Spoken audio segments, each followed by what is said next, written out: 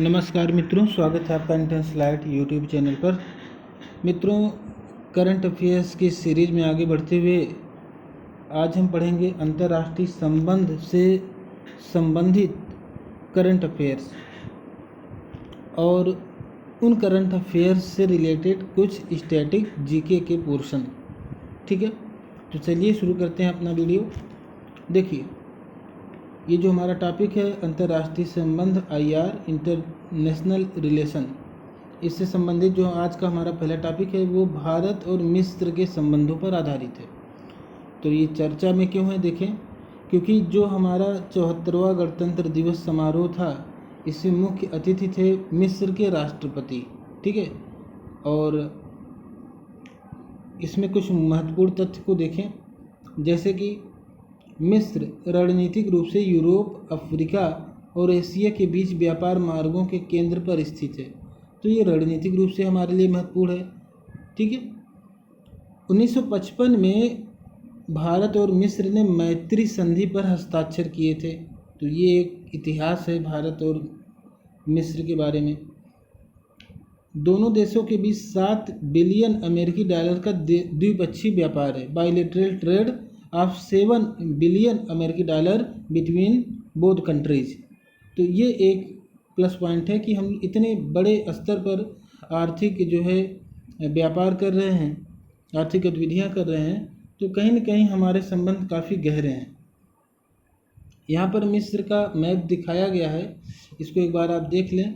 ये देखिए, ऊपर मेडिटेरेनियन सी है और नीचे जो अफ्रीका महाद्वीप में दिखाया गया है ये जो ये इजिप्ट है।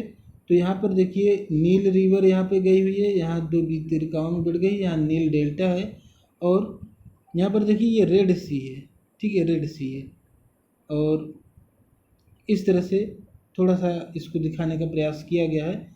आप अपने एटलस मैप में देखेंगे तो और बेहतर तरीके से चीज़ों को देख पाएंगे। खैर, हम चलते हैं अपने टॉपिक पर। यहाँ पर देखें, भारत और मिस्र ने यूगोस्लाविया, इंडोनेशिया, घाना के साथ मिलकर गुट निरपेक्ष आंदोलन की स्थापना की थी।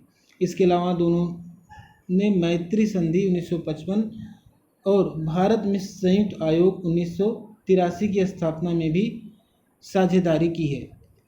तो देखें, गुट निरपेक्ष आंदोलन की स्थापना किनके साथ मिलकर की? तो यूगोस्लाविया के साथ, इंडोनेशिया के साथ और घाना के साथ। ठीक, तो ये भारत, मिस्र और ये 3 अन्य देश भी हैं जिनके साथ गुट निरपेक्ष आंदोलन की स्थापना की गई थी। मैत्री संधि 1955 में भारत और मिस्र संयुक्त आयोग 1983 की स्थापना में भी साझेदारी की। मैत्री संधि कब की? 1955 में, और भारत में संयुक्त आयोग 1983 की स्थापना हुई। आगे देखें कि भारत मिस्र के लिए तीसरा सबसे बड़ा निर्यातक बाजार है। यानी भारत जो अपनी चीज़ों को निर्यात करता है, अपने प्रोडक्ट को, वो सबसे ज़्यादा 3 देशों में करता है। तो तीसरे नंबर पे कोई देश है तो मिस्र। यानी भारत हमारे लिए, मिस्र हमारे लिए जो है बहुत ज़्यादा व्यापार में भी प्लस पॉइंट में है हमारे लिए। भारत इसमें मिस्र के साथ व्यापार में लाभ की स्थिति में है। मिस्र यूरोप और अफ्रीका के प्रवेश द्वार के रूप में कार्य करता है। मिस्र यूरोप और अफ्रीका के प्रवेश द्वार के रूप में कार्य करता है। यानी यहाँ से आप यूरोप भी जा सकते हैं, और अफ्रीका में तो ये है ही, अफ्रीका के जो हॉर्न ऑफ अफ्रीका है उसके जस्ट ऊपर मिस्र है, लाल सागर के बगल में। आगे देखें, मिस्र इस क्षेत्र में भारत के लिए सबसे बड़े निवेश गंतव्यों में से एक है। यानी भारत यहाँ पर सबसे ज़्यादा जो है निवेश कर सकता है, इन्वेस्टमेंट कर सकता है। भारत ने व्यापार वरीयता की वैश्विक प्रणाली global system for trade preferences GSTP के तहत मिस्र के साथ अधिमानी व्यापार समझौते यानी प्रेफरेंशियल ट्रेड एग्रीमेंट पर हस्ताक्षर किए हैं। भारत ने व्यापार वरीयता की वैश्विक प्रणाली के तहत मिस्र के साथ अधिमानी व्यापार समझौते यानी प्रेफरेंशियल ट्रेड एग्रीमेंट पर हस्ताक्षर किए हैं। रक्षा की बात करें तो संयुक्त रक्षा समिति यानी JDC की स्थापना वर्ष 2006 में हुई थी। डेजर्ट वॉरियर नामक सैन्य अभ्यास आयोजित किया जा रहा है। भारतीय नौसेना के जहाज मिस्र के बंदरगाहों पर आपूर्ति या मरम्मत के लिए ठहरते हैं। तो ये भी है। आगे बढ़ते हैं दोस्तों। आगे हमारा एक देश है कतर। तो कतर के साथ भारत के क्या रिलेशन है और इससे संबंधित जो हमारा करंट अफेयर्स की बात है वो क्या है, मतलब कि क्यों ये सुर्खियों में भारत कतर के बीच का जो रिलेशन है वो क्यों सुर्खियों में। तो वर्ष 2023 में भारत और कतर के बीच राजनीतिक संबंधों की स्थापना के 50 साल पूरे होने का प्रतीक है। वर्ष 2023 में भारत और कतर के बीच राजनयिक जो संबंध हैं उसके 50 साल पूरे हो रहे हैं। तो आगे देखें इसमें क्या कुछ है। तो भारत कतर संबंध के कुछ महत्वपूर्ण तथ्य को हमें जानना ज़रूरी है। तो देखें, पहला है दोनों देशों के बीच राजनयिक संबंध 1983 में स्थापित हुए। इन दोनों देशों के बीच 15 अरब अमेरिकी डॉलर का द्विपक्षीय व्यापार है। तो कितना का? 15 अरब अमेरिकी डॉलर का द्विपक्षीय व्यापार है भारत और कतर के बीच में। भारत कतर स्टार्टअप अब ब्रिज दोनों देशों के स्टार्टअप इकोसिस्टम को जोड़ने की एक संयुक्त पहल है। रक्षा की बात करें तो भारत कतर रक्षा सहयोग समझौते पर वर्ष 2008 में हस्ताक्षर किए थे।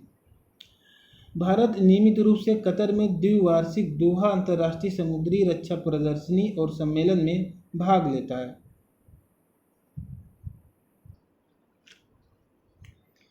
एक बार फिर से देखें, भारत कतर रक्षा सहयोग और समझौते पर 2008 में हस्ताक्षर किए गए। भारत नियमित रूप से कतर में द्विवार्षिक दोहा अंतर्राष्ट्रीय समुद्री रक्षा प्रदर्शनी और सम्मेलन जिसको कहते हैं डीमडेक्स, इसमें भाग लेता है नियमित रूप से, ठीक है। और ये हर 2 साल पे आयोजित किया जाता है।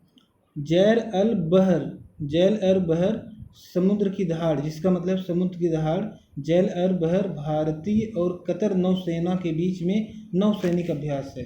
जो भारत की नौसेना है और कतर की नौसेना है, इनके बीच जो नौसैनिक अभ्यास है उसे जैर अल बहर कहा जाता है, जिसका अर्थ है समुद्र की दहाड़।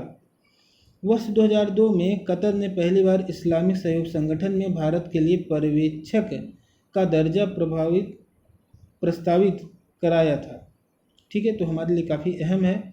अब देखिए कतर जो है, यहाँ पे देख रहे हैं आप, कतर सऊदी अरबिया और यूएई के, सऊदी अरबिया के और यूएई के बॉर्डर को टच करें। यहाँ पे देखिए यूएई है और यहाँ पे सऊदी अरबिया है, ये वाला एरिया पोर्शन। तो यहाँ से इतना सऊदी अरबिया और इधर यूएई इससे बॉर्डर साझा करता है। और एक तरफ ये पर्शियन गल्फ में है, ठीक है, फारस की खाड़ी। चलिए, तो कतर को आपने देख लिया है और अब चलते हैं हम फिर अपने टॉपिक्स पर जो भी इससे रिलेटेड है। तो कतर ने पहली बार इस्लामिक सहयोग संगठन में भारत के लिए पर्यवेक्षक का दर्जा प्रस्तावित किया था। कब? 2002 में। कतर भारत को एलएनजी यानी तरल प्राकृतिक गैस की आपूर्ति करने वाले सबसे बड़े देशों में से एक है। वर्ष 2021 में यह भारत के लिए स्वच्छ जो प्राकृतिक गैस है मीथेन का प्रमुख आपूर्ति करता था। यहाँ पर देखिए कुछ टाइपिंग मिस्टेक है, इसको हम अगले वीडियो में करेक्ट करेंगे। वर्ष 2012 में दोनों देशों ने सांस्कृतिक सहयोग को लेकर एक समझौते पर हस्ताक्षर किए। 8 लाख से अधिक की संख्या के साथ भारतीय समुदाय कतर में सबसे बड़ा प्रवासी समुदाय है। तो कतर में जो है 8 लाख से अधिक की संख्या भारतीयों की है, जो कि प्रवासी समुदाय के रूप में काम कर रहा है। यानी रोजगार भारतीयों को देने की दृष्टि में भी कतर हमारे लिए महत्वपूर्ण है। कोविड-19 की दूसरी लहर का मुकाबला करने हेतु कतर फंड फॉर डेवलपमेंट ने भारत को कोविड चिकित्सा राहत सामग्री भेजी थी। तो ये एक है कि हमारा कतर के साथ कितना बेहतर संबंध है। चलिए आगे बढ़ते हैं। भारत दक्षिण कोरिया संबंध सुर्खियों में क्यों है? भारत साउथ कोरिया राजनयिक संबंधों के 50 साल पूरे हो गए। भारत साउथ कोरिया संबंध महत्वपूर्ण तथ्य। आगे बढ़ने से पहले हम इसके मैप को देख लेते हैं। देखें यहाँ पर, तो ये है चाइना और ये है जापान। ये है नॉर्थ कोरिया और ये है साउथ कोरिया। ठीक है, ये नॉर्थ कोरिया ऊपर और दक्षिण में ये साउथ कोरिया। अब देखें भारत और जो साउथ कोरिया है उसके बीच क्या संबंध है। पहला पॉइंट है, दोनों देशों ने वर्ष 2010 में रणनीतिक साझेदारी पर हस्ताक्षर किए। इसे 2015 में विशेष रणनीतिक साझेदारी के रूप में अपग्रेड किया गया। रक्षा सहयोग इस साझेदारी के केंद्र में है। दोनों देशों के बीच 27 अरब डॉलर का द्विपक्षीय व्यापार है। तो 27 अरब डॉलर का द्विपक्षीय व्यापार है, बहुत बड़ी बात है ये। व्यापार आर्थिक साझेदारी समझौता CEPA 2010 में लागू किया गया था। असैन्य परमाणु ऊर्जा सहयोग समझौते पर वर्ष 2011 हस्ताक्षर किए गए थे। 2016 में भारत और साउथ कोरिया ने भारत में कोरियाई निवेश को बढ़ाने और सुविधाजनक बनाने के लिए कोरिया प्लस की शुरुआत की थी। 15वीं शताब्दी में लिखे गए सुगमुक युसा के अनुसार दोनों देश सामाजिक संबंधों और बौद्ध इतिहास का साझा करते हैं। साउथ कोरिया की न्यू सदर्न पॉलिसी और भारत की एक्ट ईस्ट पॉलिसी के तालमेल ने दोनों देशों के बीच वर्ष 2021 में पहली 2+2 वार्ता आयोजित की थी। तो इस तरह से हम देख रहे हैं दिन ब दिन भारत और साउथ कोरिया के बीच संबंध काफ़ी गहराते नज़र आ रहे हैं। 2+2 वार्ता पहली बार 2021 में हुई है, क्योंकि भारत एक्ट ईस्ट पॉलिसी को बढ़ावा दे रहा है और south Korea new southern policy को बढ़ावा दे रहा है। वर्ष 2015 में भारत ने साउथ कोरिया में विविध संस्कृति और कला रूपों को प्रदर्शित करने के लिए सारंग नामक एक वार्षिक उत्सव का शुभारंभ किया है। ये 2015 में सारंग, तो सारंग कहाँ का उत्सव है? तो ये साउथ कोरिया का उत्सव है जो 2015 से प्रारंभ हुआ। वर्ष 1929 में नोबेल पुरस्कार विजेता रवीन्द्रनाथ टैगोर ने कोरिया के गौरवशाली अतीत का वर्णन और उज्ज्वल भविष्य की आशा करते हुए लैम्प ऑफ द ईस्ट कविता की रचना की थी। इतने हमारे प्रगाढ़ और पुराने संबंध हैं। आइए देखते हैं अगले हमारे कौन सा देश है। तो भारत और यूरेशिया। देखिए, यूरेशिया कोई देश नहीं है बल्कि एशिया और यूरोप को संयुक्त रूप में हम यूरेशिया कहते हैं। तो कुछ एशिया के देशों की बात यहाँ पे होगी, कुछ यूरोप के देशों की बात होगी और उनसे भारत के संबंधों की बात होगी। तो सुर्खियों में क्यों रहा? हाल ही में जापान, साउथ कोरिया, ऑस्ट्रेलिया जैसे देशों ने कई पहलें शुरू की। इन पहलों में से यह संकेत मिलता है कि यूरोपीय और एशियाई देशों के बीच बेहतर संबंधों पर बल दिया जा रहा है। अब देखिए यूरेशिया के बारे में। प्रमुख भौगोलिक विशेषताएं यूरेशिया और विश्व। पहला है कि पृथ्वी पर सबसे बड़ा महाद्वीपीय क्षेत्र है। दूसरा है इसमें यूरोप, मध्य पूर्व और एशिया के 93 देश शामिल हैं। यहाँ 5 अरब से अधिक लोग रहते हैं। इसे भूवैज्ञानिक रूप से यूरेशियन टेक्टोनिक प्लेट द्वारा दर्शाया गया है। अंतर्राष्ट्रीय संबंधों में यूरेशिया इस क्षेत्र के गठन के बारे में सहमति आधारित औपचारिक अंतर्राष्ट्रीय समझ की कमी है। तो यहाँ पर मैप है, मैप में भी आप देख सकते हैं। देखिए यूरेशिया को डिफरेंट कलर से दिखाया गया है। ऊपर आपका आर्कटिक महासागर और नीचे अंटार्कटिका है और आर्कटिक, ये देखें प्रशांत महासागर, ठीक है। और उत्तरी अमेरिका महाद्वीप, दक्षिणी अमेरिका और ये है अफ्रीका, ठीक है, ये है ऑस्ट्रेलिया, ये है न्यूजीलैंड ये वाला, और ये है अंटार्कटिका। यूरेशिया देखें, यूरेशिया को जो आप ध्यान से देखेंगे तो ये थोड़ा सा इसको कलर किया गया है, तो ये अपने आप पता चल जाएगा ये वाला जो क्षेत्र है ये यूरेशिया कहला रहा है। अब यूरेशिया में देखिए ये यूरोप वाला भाग भी है और ये एशिया वाला भाग है, ये एशिया का है, ये यूरोप का है और ये मिडिल ईस्ट है, ठीक है। अब क्या कहना है कि ये जो यूरोप है और ये एशिया है, एशिया, ये इनको मिला करके सबको संयुक्त रूप से यूरेशिया कहा जा रहा है, ठीक है। तो आगे बढ़ते हैं, देखिए अब इसमें फैक्ट क्या क्या है। यूरेशिया के प्रमुख संसाधनों के बारे में बात किया गया है, तो यूरेशिया में क्या क्या पाए जाते हैं। तो प्राकृतिक जो गैस भंडार है वो पूरे विश्व का 31% है, तेल भंडार 17%, लौह 30%, स्वर्ण 14% और तांबा 7%। भारत के लिए यूरेशिया का महत्व देखें, BRI का विकल्प, INSTC अंतर्राष्ट्रीय उत्तर दक्षिण परिवहन गलियारा, अशगाबाद समझौते के साथ लंबे समय तक अपारदर्शी बेल्ट एंड रोड इनिशिएटिव के लिए प्रतिसंतुलक के रूप में कार्य कर सकता है। अशगाबाद समझौता यूरेशियाई देशों के यूरेशियाई क्षेत्रों के भीतर कनेक्टिविटी बढ़ाने से संबंधित है। तो देखिए बेल्ट ऑफ रोड इनिशिएटिव चीन का है, आप जानते हैं, और चीन जिस तरह से पूरे विश्व में सड़कों का जाल फैला रहा है,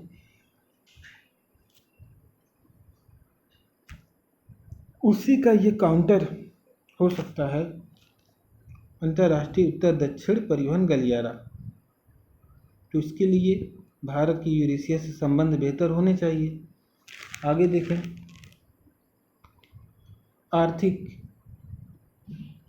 आर्थिक चीज़ें देखें तो यूरेशिया के साथ अपने संपर्कों को आगे बढ़ाने के लिए भारत EU में शामिल होने की दिशा में कार्य कर रहा है और यह एक ही शुल्क के माध्यम से पूरे भौगोलिक क्षेत्र में भारतीय उत्पादों को पहुंच प्रदान करेगा।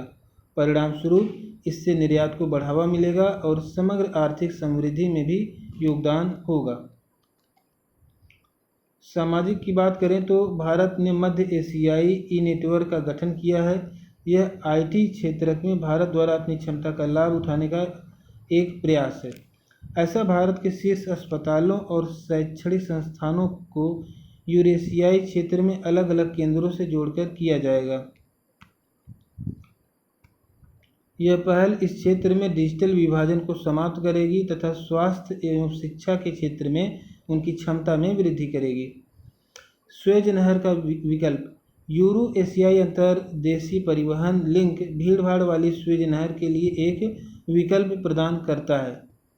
यह लिंक अंतर महाद्वीपीय व्यापार प्रवाह की लोचशीलता में बढ़ोतरी करेगा। लोचशीलता क्या होती है कि मतलब कि व्यापार में कुछ छूट मिलना, उसकी लोचशीलता कहलाती है, या कहते हैं कि थोड़ा सा लचीलापन हो, फ्लेक्सिबिलिटी हो, ठीक है। तो यह लिंक अंतर महाद्वीपीय व्यापार प्रवाह की जो फ्लेक्सिबिलिटी है उसमें बढ़ोतरी करेगा। और क्या आप जानते हैं, ये करके कुछ दिया है, कुछ फैक्ट ही है जो यूरेशियन इकोनॉमिक जैसे है, यूरेशियन इकोनॉमिक यूनियन क्षेत्रीय आर्थिक एकीकरण के लिए एक अंतर्राष्ट्रीय आर्थिक संगठन है। तो इस संगठन के बारे में भी जानना है। अंतर्राष्ट्रीय स्तर पर इसका अपना कानूनी अस्तित्व है। इसे treaty on Eurasian economic union द्वारा स्थापित किया गया है। इसके सदस्य हैं Armenia, Belarus, Kazakhstan, Kyrgyz republic और Russia. Armenia, Belarus, Kazakhstan, Kyrgyz republic और रूस, तो कुल 5 इसके सदस्य हैं, 5 देश। आगे चलते हैं मित्रों, हम भारत रूस मित्रता संधि के बारे में पढ़ेंगे। इंडो रशियन फ्रेंडशिप ट्रीटी सुर्खियों में क्यों है? हाल ही में भारत और रूस के बीच हस्ताक्षरित मित्रता और सहयोग संधि के 30 वर्ष पूरे हो गए हैं। ठीक, तो इस संधि के बारे में देखें कि मित्रता और सहयोग संधि जिसके 30 साल पूरे हुए हैं उसमें क्या है, उसके बारे में जानें। तो 1993 की मित्रता एवं सहयोग की इस संधि ने भारत और तत्कालीन सोवियत संघ यानी यूएसएसआर के बीच 1971 में संपन्न हुई शांति, मित्रता व सहयोग की संधि का स्थान लिया था।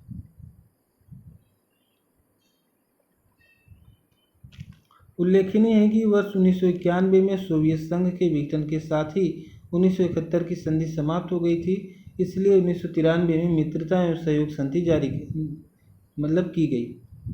इस संधि की गुटनिरपेक्षता की नीति में एक उल्लेखनीय प्रस्थान के रूप में देखी जाती है। 1971 की संधि वास्तव में अनाक्रमण की संधि या युद्ध के खिलाफ शांति की संधि थी। इसमें शांति, मित्रता और सहयोग पर अन्य प्रावधानों के साथ सुरक्षा खंड अनुच्छेद 9 को भी शामिल किया गया था। इसका उद्देश्य भारत की रणनीति, स्वायत्तता एवं स्वतंत्र कार्रवाई की क्षमता को मजबूत करना था।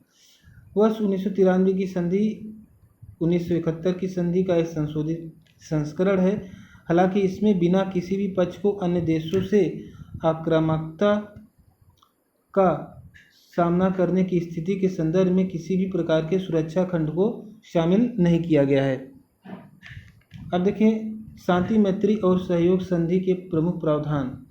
तो शांति की बात करें तो एक दूसरे की स्वतंत्रता, प्रभुता और क्षेत्रीय अखंडता का सम्मान करना और एक दूसरे की आंतरिक मामलों में हस्तक्षेप करने से बचना।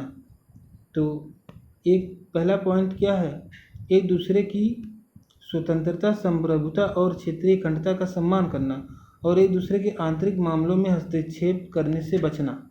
ठीक है, हस्तक्षेप न करना, इससे इस शांति के पॉइंट में आता है। दूसरा कि हथियारों की होड़ को रोकना और प्रभावी अंतर्राष्ट्रीय नियंत्रण के तहत परमाणु एवं पारंपरिक दोनों तरह के सामान्य और पूर्ण निरस्त्रीकरण के लाभ को हासिल करना। अगला अगला है मैत्री पढ़ते हैं पहले। दोनों पक्ष उपनिवेशवाद और अवैध दावों के सभी रूपों व प्रकारों की निंदा करते हैं और इसके अंतिम एक पूर्ण उन्मूलन के लिए दृढ़ संकल्पित हैं। दोनों देशों के हितों को प्रभावित करने वाली प्रमुख अंतर्राष्ट्रीय समस्याओं पर नियमित संपर्क बैठकें और सूचनाओं का आदान प्रदान बनाए रखना। अगला पॉइंट है सहयोग। तो यह एक पक्ष को दूसरे पक्ष के साथ सशस्त्र संघर्ष में संलग्न किसी भी तीसरे पक्ष को कोई भी सहायता प्रदान करने से रोकने के लिए बाध्य करता है। सहयोग में देखिए समानता, पारस्परिक लाभ और मोस्ट फेवर्ड नेशन वाले व्यवहार के सिद्धांतों के आधार पर आर्थिक, वैज्ञानिक एवं तकनीकी क्षेत्रों में आपसी सहयोग को और मजबूत और विस्तारित करना। आगे दोस्तों देखेंगे महत्वपूर्ण उभरती प्रौद्योगिकी के लिए पहल। ठीक है, तो अभी चूँकि समय काफ़ी हो गया है तो हम इस वीडियो को यहीं पे समाप्त करते हैं। तो हमने आज क्या क्या देखे एक बार फिर से रिवीजन कर लें। एक भारत रूस मित्रता की संधि पर की बात हुई जिसके 30 साल पूरे हुए हैं, और दूसरा यूरेशिया, भारत और यूरेशिया के बीच हमने क्यों सुर्खियों में था। हाल ही में जापान, साउथ कोरिया, ऑस्ट्रेलिया जैसे देशों ने कई पहले शुरू की हैं और इन पहलों से संकेत मिलता है कि यूरोपीय और एशियाई देशों के बीच बेहतर संबंधों पर बल दिया जा रहा है। और अगला हमारा जैसे है भारत और कतर के बीच संबंधों की। तो वर्ष 2023 में भारत और कतर के बीच राजनयिक संबंधों की स्थापना के 50 साल पूरे होने का है। ठीक है, पूरा हो चुका है। अगला हमारा है भारत और मिस्र, जो हमने पहली बार पढ़ा था। तो मिस्र के राष्ट्रपति 74वें गणतंत्र दिवस समारोह में मुख्य अतिथि के रूप में आए थे। तो ये बात ध्यान दीजिएगा दोस्तों। तो रिवीजन बहुत ज़रूरी है। अगले टॉपिक को हम अगले वीडियो में डिस्कस करेंगे इसी के आगे। और ये आईआर के सभी जितने भी करंट से रिलेटेड चीज़ें हैं उनके साथ साथ उनके फैक्ट को भी देखते हुए चलेंगे। ठीक है, तो thank you so much for watching this video. मिलते हैं नेक्स्ट वीडियो में। Thank you so much.